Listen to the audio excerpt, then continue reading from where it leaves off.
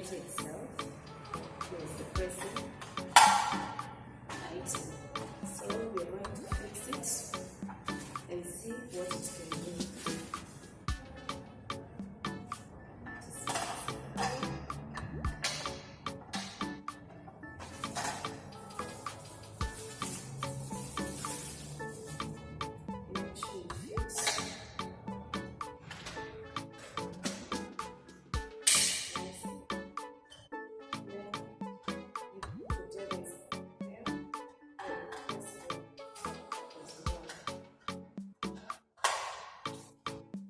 This other one, it's a little bit small, so you can use to grate maybe some cucumber, some ginger, some turmeric, some garlic.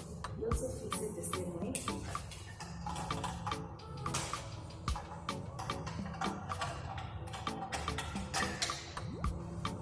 You make sure the green button clicks here for it to be easy to hold.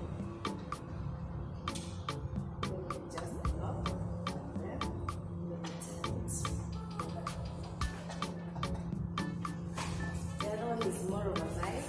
It's fat. For those who like ribs, you use this one to cut the ribs. You also make it that way and fix it as before.